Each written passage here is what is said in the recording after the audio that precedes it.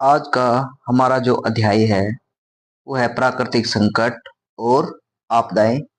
प्राकृतिक संकट और आपदाएं के बारे में हम पढ़ेंगे और प्राकृतिक आपदा आने के क्या कारण हैं और उसके क्या परिणाम होंगे, प्रभाव होंगे, उससे क्या होगा और इन आपदाओं से बचने के लिए क्या किस प्रकार के प्रबंध किए जा सकते हैं आपदा के आने से पहले और आपदा के जाने के बाद क्या कुछ प्रबंध किए जा सकते हैं। इस अध्याय में हम यह पढ़ेंगे। अध्याय हमारे बाढ़ और सूखा पे आधारित है। भूकंप तथा सुनामी, चक्रवात और भूसंकलन के बारे में हम पढ़ेंगे। प्राकृतिक संकट तथा आपदाएं। इस अध्याय में आपको बताया गया है कि प्राकृतिक संकट और आपदाएं क्या है।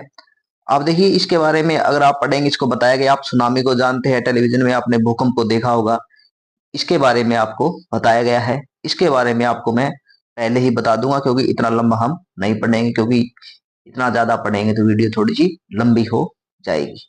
प्राकृतिक संकट और आपदा जैसे प्राकृतिक आपदा जैसे भूकंप, ज्वालामुखी का आना, उष्णकटिबंधीय चक्रवातों का आना, बाढ़ का आना, सुनामी का आना, सूखा के आ जाना या कोई अन्य प्रकार की महामारी क्या कहलाती है? प्राकृतिक आपदा कहलाती है। प्राकृतिक आपदा और संकट में क्या अंतर होता है उसके बारे में आपको थोड़ा सा बता रहा हूं। प्राकृतिक आपदा तथा संकट में बहुत कम अंतर है। इनका एक दूसरे के साथ गहरा संबंध है, फिर भी इनमें अंतर स्पष्ट करना अनिवार्य है। प्राकृतिक संकट पर्यावरण के हालात के वे तत्व है जिसमें जन धन को नुकसान पहुंचने की संभावना होती है। संकट में क्या होता है? संभावना होती है, जबकि आपदा में बड़े पैमाने पर जन धन की हानि तथा सामाजिक व आर्थिक व्यवस्था ठप हो जाती है। इसमें क्या है? सभी व्यवस्था ठप। प्राकृतिक आपदा में सभी काम धंधे, आर्थिक व्यवस्था, सामाजिक व्यवस्था ठप हो जाती है। देखिए फिर प्राकृतिक आपदाओं के कई प्रकार हो सकते हैं। जैसे प्राकृतिक आपदा उनकी उत्पत्ति के आधार पर कई वर्गीकरण किया जाता है। जैसे वायुमंडलीय, वायुमंडल के कारण जो आपदा आ जाए, कोई टोर्नेडो आ जाए, उष्णकटिबंधीय चक्रवात आ जाए, सूखा आ जाए, तुषारपात हो जाए। भौतिक आपदा जैसे कोई भूकंप आ जाए, ज्वालामुखी आ जाए, भूसंकलन आ जाए, मृदा अपरदन आदि हो जाए। जलीय जैसे बाढ़, सुनामी, ज्वार, महासागरीय धाराएं, तूफान आदि का। और जैविक आपदा भी हो सकती है, पौधों व जानवरों में भी सभी प्रकार की आपदाएं आ सकती है। इस अध्याय के अंदर हम पढ़ेंगे कि भारत में कौन कौन सी आपदाएं आ सकती है। आपदा देखिए एक प्राय एक अनपेक्षित घटना है जो कोई नहीं चाहता, जो ऐसी ताकतों द्वारा घटित होती है जो मानव के नियंत्रण में नहीं होती। प्राकृतिक आपदा मानव के नियंत्रण में नहीं होती। ये थोड़े समय में और बड़ी बिना चेतावनी के घटित होती है, जिसकी वजह से मानव जीवन के क्रियाकलाप अवरुद्ध हो जाते हैं, बड़े पैमाने पर जान माल का नुकसान होता है। अतः इसे निपटने के लिए हमें सामान्य दी जाने वाली वैधानिक आपातकालीन सेवाओं की अपेक्षा अधिक प्रयत्न करने पड़ते। आपने इसी को याद करना है, बस यही आपने अपनी कॉपी में भी लिख लेना है। देखिए प्राकृतिक आपदा पहले क्या होता था? ऐसे सोचते थे प्राकृतिक आपदा प्राकृतिक बलों का ही परिणाम है, लेकिन समय समय पर क्या हुआ?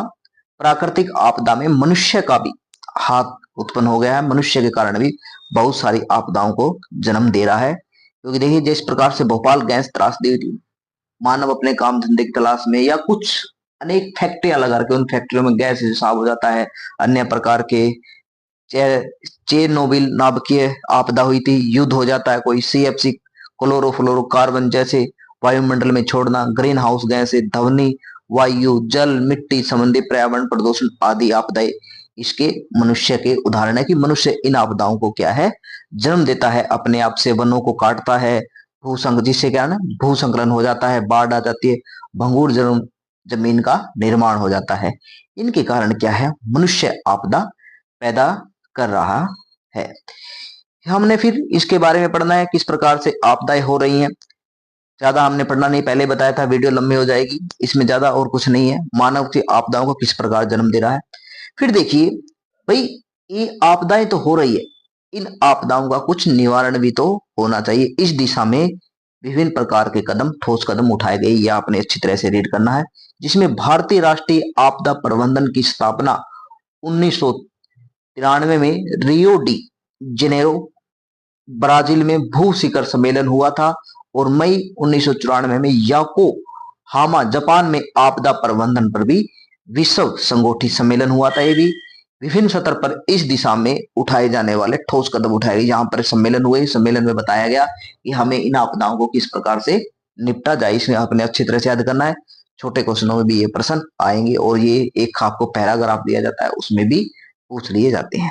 प्राय ये देखा जाता है कि विद्वान आपदा और प्राकृतिक संकट का इस्तेमाल दूसरे की जगह कर लेते हैं। इनमें अंतर है जो आपको मैंने बता दिया था कि संकट में क्या होता है कि इसमें धन का नुकसान होने की संभावना होती है, लेकिन क्या है आपदा में होता है कि आपदा में जान माल का नुकसान हो जाता है। जैसे कई दिनों तक वर्षा आई तो वर्षा से क्या होगा कि हमारे ऊपर संकट के बादल छा गए, लेकिन अगर ये वर्षा कई दिन होती रहे और बाढ़ की स्थिति बन जाए तो ये बाढ़ हमारे लिए क्या है, एक प्राकृतिक आपदा बन जाएगी। इसमें ज्यादातर आपसे पढ़ने का नहीं है तो आप इसको छोड़िए। प्राकृतिक आपदाओं का वर्गीकरण, ये प्राकृतिक आपदाओं का वर्गीकरण मैंने आपको बताया था। वायुमंडलीय आपदा हो सकती है, वायुमंडलीय आपदा हो सकती है, वैसे ज्यादा नहीं पढ़ना। भूमि का आपदा, भूकंप, जलीय बाढ़ आदि के कारण आती है, इसको भी आप आगे कर ली। प्राकृतिक आपदा तथा न्यूनीकरण का राष्ट्रीय दशक की योकोहामा रणनीति और सुरक्षित संचार के लिए कार्य योजना, एक ये योजना बनाई गई थी। यह आपदा बैठक हुई थी, प्राकृतिक आपदा विश्व कॉन्फ्रेंस 23 से 27 मई के बीच योकोहामा नगर में हुई थी। इस बैठक में यह स्वीकार किया गया कि पिछले कुछ वर्षों में प्राकृतिक आपदाओं के कारण मानव जीवन तथा आर्थिक क्षति अधिक हुई है। समाज प्राकृतिक आपदाओं के लिए सुवेद्य हो गया है। यह भी स्वीकार किया गया कि यह आपदाएं विशेष विकासशील देशों को, गरीब एवं साधनहीन समुदायों को अधिक प्रभावित करती है, क्योंकि ये देश इनका मुकाबला करने के लिए तैयार नहीं है। जो आपदाएं आती है, जो विकासशील देश है, उनमें क्या है, ये ज्यादा नुकसानदायक होते हैं क्योंकि ये उनका सामना नहीं कर पाते।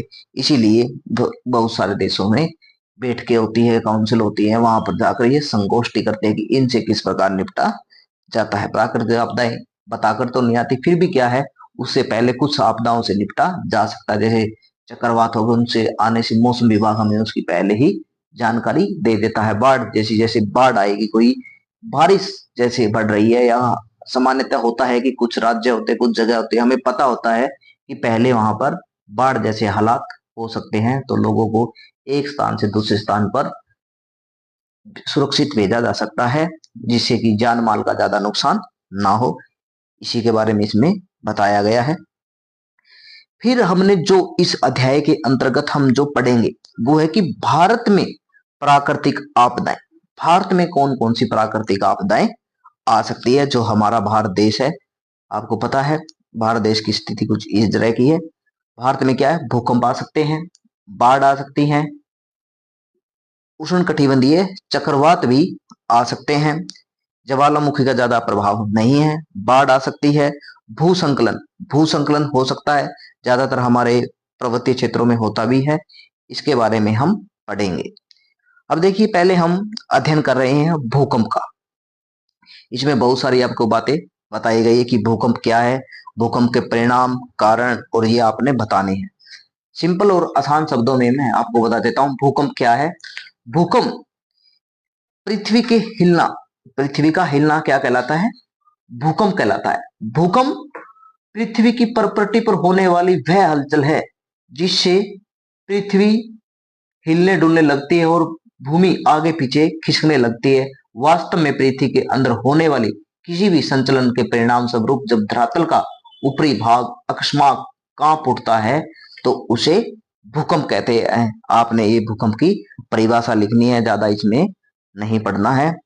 तो आप इस प्रकार से भूकंप के बारे में पहले भी आपने जो हमारे अध्याय था इसमें ये बताया गया है कि भूकंप से ये हम पढ़ सकते हैं। और ये आपने पता होना चाहिए कि हमारे किन किन क्षेत्रों में भूकंप ज्यादा आते हैं और आए भी है भूकंप, इसके बारे में आपने पढ़ लेना। छोटे क्वेश्चनों में इसके बारे में पूछ लिया जाता है। इसके अतिरिक्त कुछ मध्य पश्चिमी क्षेत्र, विशेषकर गुजरात 1819, 1956, 2001 में यहाँ भूकंप आया था। महाराष्ट्र में 1967 और 93 में कुछ % भूकंप आए हैं। लंबे समय तक भूवैज्ञानिक प्रायद्वीपीय पठार, जो कि सबसे पुराना स्थिर और प्रौढ़ भूकंप है, भूखंड भूभाग है जिस पर आए भूकंपों की व्याख्या करने में कठिनाई महसूस करते हैं। भाई जो हमारा प्रायद्वीपीय भाग है उस पर भूकंप कम आए है, आपने इसके बारे में पढ़ना है क्योंकि ये हमारी सबसे पुरानी प्लेट है। राष्ट्रीय भूभौतिकी राष्ट्रीय भूभौतिकी प्रयोगशाला, भारतीय भू सर्वेक्षण सर्वेक्षण, मौसम विज्ञान विभाग, भारत सरकार और इसके साथ कुछ समय पूर्व बने राष्ट्रीय आपदा प्रबंधन संस्थान ने भारत में आए 1200 भूकंपों का गहन विश्लेषण किया और भारत को निम्नलिखित 5 भूकंपीय क्षेत्रों में बांटा है कि 5 भूकंप वाले क्षेत्र कौन से हैं जो इतने समय से भूकंप आए हैं। भाई कहां पर ज्यादा भूकंप आ सकते हैं, कहां पर उससे कम, फिर उससे कम, जोखिम कहां पर ज्यादा होता है, इसको 5 भागों में बांटा है। अधिक अधिक क्षति जोखिम वाले क्षेत्र, अधिक क्षति जोखिम क्षेत्र, मध्यम क्षति जोखिम क्षेत्र, निम्न क्षति जोखिम क्षेत्र, अति निम्न क्षति जोखिम क्षेत्र। आपने याद करना है, इंपॉर्टेंट क्वेश्चन है ये कि भारत में क्षेत्र बताइए जहां जहां पर ज्यादा, ये आपको मैप के माध्यम से आपको बताया गया है कि भूकंप कहां कहां पर ज्यादा आते हैं। आपने देखना अति क्षति क्षेत्र जोखिम जो हमारे पर्वतीय क्षेत्र है वहां पर ज्यादा भूकंप आते हैं, जैसे गुजरात का कच्छ है, ये हमारे जम्मू कश्मीर, श्रीनगर जम्मू कश्मीर, इसमें उत्तराखंड साइड में और उत्तराखंड में, और हमारे जो पूर्वी राज्य है इनमें ज्यादातर हमारे भूकंप आते हैं। और इस साइड सिक्किम की साइड यहाँ पर ज्यादा भूकंप आते हैं। अधिक क्षति जोखिम क्षेत्र, ये अधिक जो आपको जो कलर दिखाया गया है इसमें देखिए यहाँ पर इन राज्यों में क्या है, भाई ज्यादा भूकंप आ सकते हैं जोखिम वाले क्षेत्र। अगर इन भूकंप आता है तो कहीं पर इनका प्रभाव पड़ता है। ये उत्तरी दक्षिणी में यहाँ उत्तराखंड की साइड, बिहार की साइड इन राज्यों में क्या है, अति अति जोखिम, मतलब जोखिम भरे यहाँ क्षेत्र है। फिर मध्यम गति जहां पर कम, थोड़ा सा कम, ये वाली जो लाइनें आपको दिखाई गई है इनमें थोड़ा सा कम गति के भूकंप आते हैं। फिर निम्न क्षति वाले जहां पर कम, जो वहां प्रायद्वीपीय पठार है ये गति वाला आपको दिखाया गया है। अति निम्न बिल्कुल ही कम गति के भूकंप आते हैं, ये वाला आपको दिखाया गया है। इस वाले क्षेत्र यहाँ पर निम्न गति के भूकंप आते हैं, इनको आपने अच्छी तरह से देख लेना है और याद कर लेना है। आपको इसमें भूकंप वाले सूबेदे क्षेत्रों के बताए भी गए हैं कि जहां पर ज्यादा भूकंप आ रहे हैं और कहां पर कम भूकंप आ रहे हैं। आपने इनको बिहार में, उत्तराखंड में, कश्मीर में कहां कहां पर ज्यादा भूकंप आ रहे हैं आपने इनका अध्ययन अच्छी तरह से कर लेना है। फिर आता है भूकंप के सामाजिक पर्यावरणीय परिणाम। अब भूकंप के परिणाम क्या होंगे, प्रभाव क्या होगा, ये आपसे पूछा जाएगा। तो भूकंप के साथ भय जुड़ा है। भाई भूकंप के साथ भय जुड़ा है क्योंकि भूकंप आता है तो सभी डर जाते हैं, क्योंकि इससे बड़े पैमाने पर और बहुत तीव्रता के साथ भूतल पर विनाश होता है। अधिक जनसंख्या घनत्व वाले क्षेत्रों में तो यह आपदा कहर बरसाती है। ये न सिर्फ बस्तियों, बुनियादी ढांचे, परिवहन, संचार व्यवस्था, उद्योग आदि अन्य विकासशील क्रियाओं को भी ध्वस्त करता है, अपितु लोगों के पीढ़ियों से संचित पदार्थ और समाज भी, लोगों ने जो अपनी पीढ़ियों से जो भी घर बना रखे हैं, कोई सामान है, उनको क्या है बेघर कर देता है और आर्थिक व्यवस्था को कमजोर करा देता है। भूकंप के फिर प्रभाव क्या होते हैं, सभी को पता है कि भूकंप के क्या प्रभाव होते हैं। भूकंप से क्या जान और माल की हानि होती है, भूकंप से आगजनी हो सकती है, भूसंकलन आ सकता है, तटबंध में बांध टूटने से बाढ़ आ सकती है, सागरों में, महासागरों में बड़ी प्रलयकारी लहरें आ सकती है, लोगों का जीवन अस्त व्यस्त हो सकता है। ये हमारे आग भी लग सकती है, अगर किसी घर में गैस चल रहा है, एकदम से भूकंप आ गया, कोई अन्य कार्य कर रहे हैं तो आगजनी हो सकती है। आपने इसके परिणाम में आपको बताना है। फिर भूकंप निम्नीकरण। भूकंप निम्नीकरण क्या है, दूसरी आपदाओं की तुलना में भूकंप में अधिक विध्वंसकारी है, क्योंकि यह परिवहन और संचार व्यवस्था भी नष्ट कर देते, क्योंकि अगर भूकंप आया है तो पृथ्वी को क्या पता कि किसी जगह पर पूरी दरार भी आ सकती है, जो हमारे बांध है वो टूट सकते हैं, सड़कें हैं अवरुद्ध हो सकती है, इसलिए लोगों तक राहत पहुंचाना कठिन होता है। भूकंप को रोका नहीं जा सकता क्योंकि इसका पहले पता नहीं लग पाता, अतः इसके लिए विकल्प है कि इस आपदा से निपटने की तैयारी रखी जाए, इससे होने वाले नुकसान के बारे में आपको बताया जाए कि यह भूकंप आ जाए तो हमें क्या करना है, नियंत्रण हमें इस पर किस प्रकार पता चलना है, हमें क्या क्या सावधानियां बरतनी चाहिए। हमें बताया जाता है कि भूकंप अगर एकदम आ जाए तो हमें क्या करना चाहिए। ज्यादा ऐसा नहीं होना चाहिए कि हम ज्यादा ही डर जाएं और इधर उधर भागने लग जाए। सुरक्षित स्थानों को हमें देखना चाहिए। भूकंप नियंत्रण केंद्रों की स्थापना करनी चाहिए, जिसे भूकंप संभावित क्षेत्रों में लोगों को सूचना पहुंचाई जा सके। जीपीएस की मदद से प्लेट हलचल का पता लगाया जा सकता है। ये हमें नियंत्रण में इसके लिखना अच्छी तरह से आपने याद करना है। देश में भूकंप संभावित क्षेत्रों का सुभेद्यता मानचित्र तैयार करना चाहिए, जहां पर ज्यादा भूकंप आते हैं, और संभावित जोखिम की सूचना लोगों तक पहुंचाना और उन्हें इनके प्रभाव को कम करने के बारे में लोगों को शिक्षित करना चाहिए। भूकंप प्रभावित क्षेत्रों में घरों के प्रकार और भवन डिजाइन में सुधार करना चाहिए। जहां पर ज्यादा भूकंप आते हैं वहां पर लोगों को घरों के बनाने के लिए भूकंप रोधी इमारतें हमें बनानी चाहिए, और किस प्रकार की ये विभाग हमें बताता है। अतः भूकंप प्रभावित क्षेत्रों में भूकंप प्रतिरोधी इमारतें बनाना चाहिए। फिर है, ये तो हमारा भूकंप के बारे में था। अब है सुनामी। सुनामी सुनामी क्या है? भूकंप अगर महासागरों में भूकंप और ज्वालामुखी से महासागरीय धरातल में अचानक हलचल पैदा हो जाती है और महासागरीय जल का अचानक विस्थापन हो जाता है। परिणाम स्वरूप ऊर्ध्वाधर ऊंची तरंगे पैदा हो जाते हैं, जिसे सुनामी कहा जाता है। महासागरों में जल एकदम से जब भूकंप आता है तो तरंगे एक उठती है और तटों की ओर प्रवेश कर जाती है और तटों को प्रभावित करती है। सुनामी से क्या होता है, देखिए अभी मैं आपको इसमें जो कुछ बताया गया है एक बारी में बता देता हूँ। तटवर्तीय क्षेत्रों में, जो तटवर्ती क्षेत्र होते हैं, जैसे हमारा भारत है तटवर्तीय क्षेत्र है, यहाँ पर सुनामी आ सकती है, ये लहरें उठेंगी। तटवर्ती क्षेत्रों के निवासियों के लिए सुनामी बहुत बड़ा खतरा है। सुनामी समुद्र तट पर विराट लहरों के रूप में अपार गति के साथ प्रहार करती है और बिना किसी चेतावनी के पानी के बम की तरह टकराती है।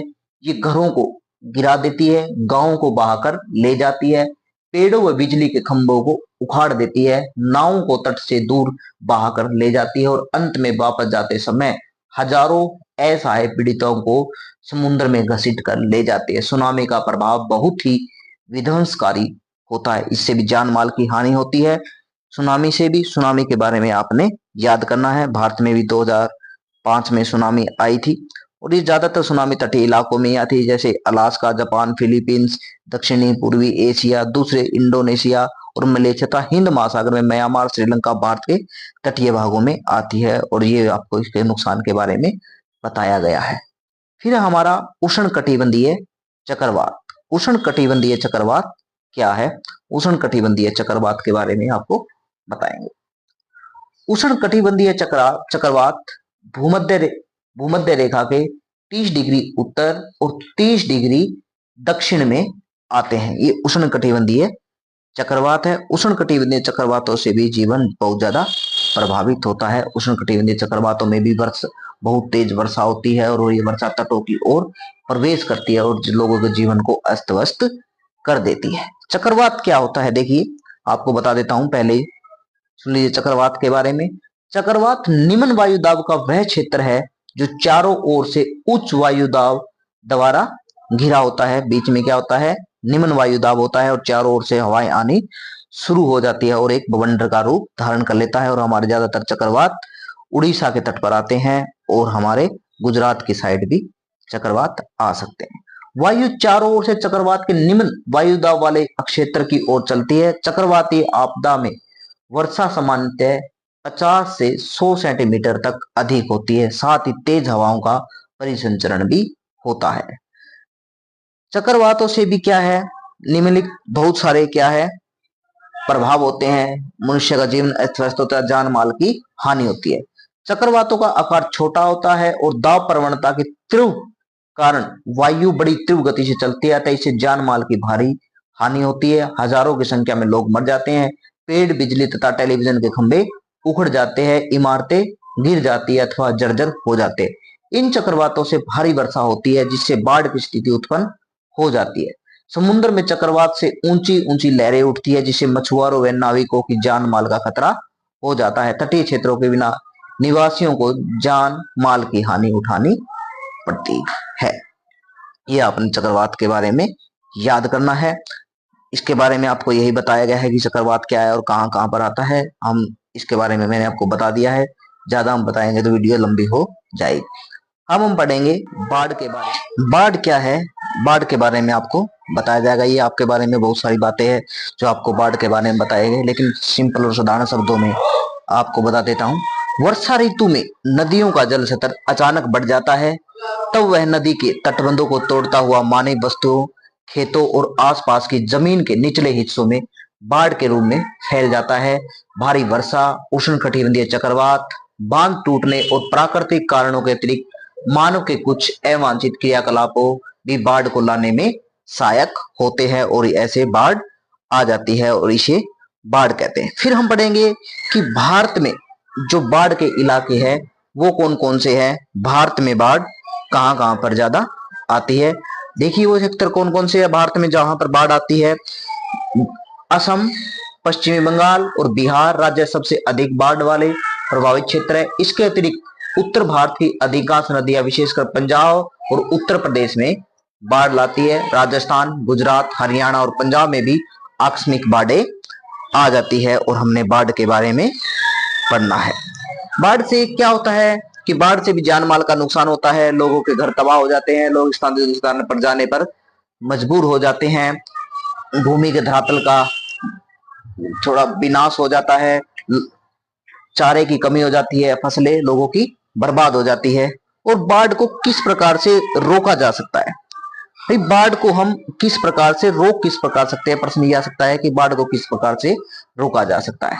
बाढ़ग्रस्त क्षेत्रों में नदियों के तटबंध बनाना, जहां पर जैसे जो नदियां तटबंधों से टूट कर जा रही है उनके तटबंधों को मजबूत करना, नदियों पर बांध बनाना, बाढ़ वाली नदियों के ऊपरी जल ग्रहण क्षेत्रों में निर्माण कार्य पर प्रतिबंध लगाना, भाई जहां पर जो नदियां ऊपरी क्षेत्र है उन पर निर्माण कार्य पर रोक लगा देनी चाहिए। नदियों के किनारे बसे लोगों को दूसरी जगह बसाना चाहिए। बाढ़ के मैदानों में जनसंख्या के बसाव पर नियंत्रण रखना चाहिए। तटीय क्षेत्रों में चक्रवात सूचना केंद्रों की स्थापना कर तूफान के आगमन की सूचना प्रसारित करके इसे रोका जा सकता है। ये आपने बाढ़ के बारे में पढ़ना है। फिर देखिए हमारा है सूखा। सूखा क्या है और सूखा क्या है, इसके क्या प्रभाव है। सूखा एक ऐसी स्थिति है जब लंबे समय तक कम वर्षा होती है, अत्यधिक वाष्पीकरण होता है, जो वाष्पीकरण उड़कर जल चला गया, और जलाशयों तथा भूमिगत जल के अत्यधिक प्रयोग से भूतल जो भूमि के अंदर जल है, जल की कमी हो जाए, उसको सूखा कहते हैं। ये मोस्ट इंपोर्टेंट क्वेश्चन है। फिर आपने पढ़ना है कि सूखे के प्रकार, मोस्ट इंपोर्टेंट क्वेश्चन है, सूखे के प्रकार के बारे में पढ़ना है। एक तो होता है हमारा मौसम संबंधी सूखा। यह एक ऐसी स्थिति है जिसमें लंबे समय तक अपर्याप्त वर्षा होती है, वर्षा नहीं होती, इसका सामयिक और स्थानिक वितरण भी संतुलन है। कई जब वर्षा नहीं होती तो इसको मौसम संबंधी सूखा कहते हैं। मौसम विभाग ये कह देगा कि अब इसको सूखा घोषित कर देना चाहिए। फिर एक कृषि संबंधी सूखा, जब कृषि नहीं होती, किसी भूमि आर्द्रता ही नहीं होगी, नमी नहीं होगी, तो कृषि किस प्रकार होगी, इसे भूमि आर्द्रता सूखा भी कहा जाता है। मिट्टी में आर्द्रता की कमी के कारण फसलें मुरझा जाती है। जिन क्षेत्रों में 30% से अधिक कुल बोए गए क्षेत्र में सिंचाई होती है उसे भी सूखा प्रभावित क्षेत्र कहते हैं। अगर मान सकते हैं कि 10 एकड़ जमीन है किसी किसान के पास, अगर वो 3 एकड़ जमीन में ही सिंचाई कर रहा, साथ ऐसे ही पड़ी है, तो उसको कहेंगे कि ये भी सूखाग्रस्त क्षेत्र है। फिर है जल विज्ञान संबंधी सूखा। सभी आंकड़े हमारे जल से संबंधित आंकड़े किसके पास होते हैं, जल विज्ञान। अगर जल विज्ञान ये कह दे कि हमारे भूमि का अंदर का पानी समाप्त हो गया, जलाशयों का पानी समाप्त हो गया है, तो उसको क्या, उस जगह को क्या है, सूखा घोषित कर दिया जाता है। फिर है पारिस्थितिक सूखा। भाई पारिस्थितिक तंत्र में जहां पर व्यक्ति या कोई जीव जंतु रह रहा है, उस वहां पर किसी कारणवश पानी की कमी हो जाए तो उसे कहते हैं पारिस्थितिक सूखा। जब प्राकृतिक पारिस्थितिक तंत्र में जल की कमी से उत्पादकता में कमी हो जाती है और परिणाम स्वरूप पारिस्थितिक तंत्र में तनाव आ जाता है, यह अस्थिकृत हो जाता है, तो इसे पारिस्थितिक सूखा कहते हैं। ये हमारा सूखा था। सूखा हमारे भारत में कहां कहां पर है, इसके कुछ क्षेत्र है। भारत सूखा, इस सूखा और हमारा कृषि किस पर निर्भर करते हैं कि मानसून पर। अगर हमारे कई सालों तक मानसून ना आए तो क्या है, सूखा हो सकता है। फिर भी मानसून आता भी है तो कुछ क्षेत्रों में मानसून नहीं पहुंच पाता, जहां पर क्या है, सूखे की स्थिति उत्पन्न हो जाती है। कुछ भौगोलिक क्षेत्र का 19% भाग, जनसंख्या का जो भाग है 19% भाग और जनसंख्या का 12% हिस्सा हर वर्ष सूखे से प्रभावित होता है। देश का लगभग 30% सूखे से प्रभावित हो सकता है। इसमें 5 करोड़ लोग इससे प्रभावित होते हैं हर साल। जब देश में कुछ भागों में बाढ़ का कहर ढा रही होती है, उसी समय दूसरे भागों में क्या होता है, सूखे से लोग जूझ रही है। मानसून की परिवर्तनशीलता और इसके व्यवहार पर अनिश्चितता का परिणाम है भी। मानसून ज्यादा कम समय पर आता है या नहीं आता है। और इसके कुछ क्षेत्र है, जैसे अत्यधिक सूखा प्रभावित क्षेत्र राजस्थान में है ज्यादातर भाग। अरावली के पश्चिम में स्थित मरुस्थली और गुजरात का कच्छ क्षेत्र अत्यधिक सूखा प्रभावित है। इसमें राजस्थान के जैसलमेर और बाड़मेर जिले भी शामिल है, जहां 90 मिलीमीटर से भी कम औसत वार्षिक वर्षा होती है। अधिक वर्षा अधिक सूखा, वो तो अत्यधिक था, ये अधिक। इसमें राजस्थान के पूर्वी भाग, मध्य प्रदेश के ज्यादातर भाग, महाराष्ट्र के पूर्वी भाग, आंध्र प्रदेश के अंदरूनी भाग सूखा प्रभावित क्षेत्र आपको दिखाया गया इस मैप में। आपने अपनी बुक से इसको अच्छी तरह से रिवीजन कर लेनी है। कर्नाटक का पठार अत्यधिक में आता है। तमिलनाडु का उत्तरी भाग, झारखंड का दक्षिणी भाग और ओडिशा का भी आंतरिक भाग आपने अच्छी तरह से याद करना है। सूखे के क्षेत्र मध्यम सूखे वाले क्षेत्र है। इस वर्ग में राजस्थान के उत्तरी भाग, हरियाणा, उत्तर प्रदेश के दक्षिणी जिले, गुजरात, बचे हुए जिले इसके अंतर्गत आते हैं। मध्यम के कोणक को छोड़कर महाराष्ट्र, झारखंड, तमिलनाडु में कोयम्बटूर का पठार, अतिरिक्त कर्नाटक शामिल है। भारत के बचे हुए भाग बहुत कम या न के बराबर सूखे से प्रभावित है। फिर सूखे से परिणाम क्या होगा भाई? सामाजिक प्रभाव होगा, सामाजिक व्यवस्था अस्त व्यस्त हो जाएगी, लोगों का जीवन भी अस्त व्यस्त हो जाएगा, चारे की कमी हो जाएगी, कई बीमारियां फैल जाएगी, हैजा जैसी, हेपेटाइटिस जैसी, सामाजिक आखिर लोगों का जीवन, इस जान माल की हानि भी हो सकती है, जान भी जा सकती है। और नदियों पर हम ज्यादातर डिपेंड हो जाएंगे, नदियों को भी इससे बचा कैसे जा सकता है? ज्यादातर नदियों को जोड़ना, जलाशयों को जोड़ना। इसके उपाय, लोगों को तत्कालीन सेवाएं प्रदान करना, जैसे सुरक्षित पेयजल वितरण कराना, दवाइयां, पशुओं के लिए चारा, व्यक्तियों के लिए भोजन तथा उन्हें सुरक्षित स्थान प्रदान करना, इसे इसका निवारण किया जा सकता है। भूमि जल भंडारों की खोज करना, जिसके लिए भौगोलिक सूचना तंत्र की सहायता ली जा सकती है। वर्षा के जल का संग्रहण करना, संचय करना तथा इसके लिए लोगों को प्रोत्साहन करना तथा नदियों के छोटे बांध का निर्माण करना। अधिक जल वाले क्षेत्र को निम्न जल वाले क्षेत्रों से नदी तंत्र की सहायता से आपस में जोड़कर सूखे से बचाव कर सकते हैं। वृक्षारोपण द्वारा वन क्षेत्रों को बढ़ाकर सूखा से काफी हद तक छुटकारा पाया जा सकता है। ये हमने सूखे के बारे में पढ़ना था, सूखे के किस प्रकार से। फिर आपदा प्रबंधन, भाई आपदा से किस प्रकार बचा जा सकता है? आपदा प्रबंधन की आपदा से आने से पहले प्रबंध करना, उसकी भविष्यवाणी करना आपदा प्रबंधन कहलाता है। इसके बारे में हमें पढ़ना है। फिर हमारा भूसंकलन भी है एक, भूसंकलन भी हमारा एक आपदा का ही रूप है। भूसंकलन क्या होता है? जब गुरुत्वाकर्षण ढाल के सहारे भूमि की किसी भाग का नीचे की ओर गिर जाना क्या कहलाता है? भूसंकलन कहलाता है। और भूसंकलन ज्यादातर पर्वतीय क्षेत्रों में होता है। फिर हमें यही भूसंकलन क्षेत्रों में इसके क्षेत्रों के बारे में पढ़ना है कि ज्यादा भू अक्षेत्र क्षेत्र कहाँ होता है। अत्यधिक सुवेदिता वाले क्षेत्र, जहां पर ज्यादातर भूसंकलन होता है, ज्यादातर हिमालय की युवा पर्वत श्रृंखला में होता है। अंडमान और निकोबार में, पश्चिमी घाट, जो हमारे पश्चिमी घाट है उस पर होता है। नीलगिरी में अधिक होता है वर्षा वाले क्षेत्रों में। उत्तर पूर्वी क्षेत्र भूकंप प्रभावित क्षेत्र, जो हमारे भूकंप वाले प्रभावित क्षेत्र है। और अत्यधिक मानव क्रियाकलाप वाले क्षेत्र, जिसमें सड़क और बांध निर्माण कार्य किए जाते हैं। ये तो अत्यधिक बहुत ज्यादा सुवेदिता वाले क्षेत्र है। और अधिक सुवेदिता वाले क्षेत्र जहां पर अत्यधिक भूसंकलन होता है। अधिक भूसंकलन सुवेदिता वाले क्षेत्रों में, अत्यधिक सुवेदिता क्षेत्रों में मिलती परिस्थितियां हैं, जैसे दोनों में अंतर है। भूसंकलन नियंत्रण करने वाले कारकों को संयोजन, गहनता और बारंबारता का। हिमालय क्षेत्र के सारे जितने भी राज्य है, उत्तरी पूर्ववर्ती भाग असम को छोड़कर इस क्षेत्रों में शामिल है।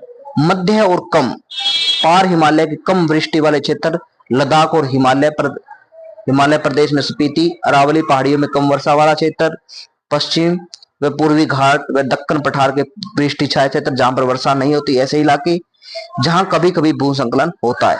इसके अलावा झारखंड, उड़ीसा, छत्तीसगढ़, मध्य प्रदेश, महाराष्ट्र, आंध्र प्रदेश, कर्नाटक, तमिलनाडु, गोवा, केरल में खदान, जब खदानों को खोदा जाता है तो वहां भी भूमि के धंसने की खबरें मिलती है, इसे भूसंकलन कहते हैं। अन्य क्षेत्रों में भारत के विशेषकर राजस्थान, हरियाणा, उत्तर प्रदेश, बिहार, पश्चिम बंगाल, दार्जिलिंग को छोड़कर, असम, कार्बी एलांग को छोड़कर और दक्षिण प्रांतों में भूसंकलन के परिणाम। भूसंकलन से भी क्या होता है, जान माल की हानि होती है, सड़क मार्ग अवरुद्ध हो जाता है, लोगों के मुसीबतों का सामना करना पड़ता है, रेल पटरियां टूट जाती है, जल वाहिकाएं जो नदियां होती है उनका मार्ग अवरुद्ध हो जाता है, बाढ़ आ सकती है इससे। और वही आपने इनके बारे में जान माल का नुकसान के कई प्रकार की चीजें आप लिख सकते हैं। निवारण, किस प्रकार से निवारण किया जा सकता है? भूसंकलन से निपटने के उपाय अलग अलग क्षेत्रों के लिए अलग अलग होने चाहिए। अधिक भूसंकलन प्रभावित क्षेत्रों में सड़क और बड़े बांध बनाने जैसे निर्माण कार्य तथा विकास कार्यों पर प्रतिबंध होना चाहिए। इन क्षेत्रों में कृषि, नदी घाटी तथा कम ढाल वाले क्षेत्रों तक सीमित होनी चाहिए तथा बड़ी विकास परियोजना पर नियंत्रण होना चाहिए। सकारात्मक कार्य जैसे बृहद सतह पर वनीकरण को बढ़ावा और जल बहाव को कम करने के लिए बांध निर्माण भूसंकलन के उपायों के कारक है। स्थानांतरण, कृषि वाले उत्तर पूर्वी क्षेत्रों में सीढ़ी नुमा खेत बनाकर कृषि की जानी चाहिए। आपदा प्रबंधन, भूकंप, सुनामी और ज्वालामुखी की तुलना में चक्रवात के आने के समय स्थान की भविष्यवाणी संभव है। चक्रवातों के बारे में पहले पता लग जाता है और इनकी गहनता का भी हमें और दिशा का भी पता लग जाता है। परिणाम आदि को मॉनिटर करके इसके होने वाले नुकसान को कम किया जा सकता है। इससे होने वाले नुकसान को कम करने के लिए चक्रवात शेल्टर, तटबंध, डाइक, जलाशय निर्माण तथा वायु वेग को कम करने के लिए वनीकरण जैसे कदम उठाए जा सकते हैं। फिर भी भारत, बांग्लादेश, म्यांमार इत्यादि देशों में तटीय क्षेत्रों में रहने वाली जनसंख्या की सुविधता अधिक कभी यहाँ पर ज्यादा होता है, इसलिए यहाँ जान माल की हानि नुकसान ज्यादा होता है। आपदा प्रबंधन अधिनियम 2005 बनाया गया था। निष्कर्ष पर हम बोलते हैं कि प्राकृतिक आपदाएं होती है, कुछ मानव जनित होती है, प्राकृतिक होती है। प्राकृतिक आपदाओं को कुछ को थोड़ा बहुत रोका जा सकता है लेकिन ज्यादा को नहीं। इसके लिए अनेक कदम उठाए गए हैं। ये आपदा प्रबंधन वाला चैप्टर था, इसको आपने अच्छी तरह से याद करना है। Thank you.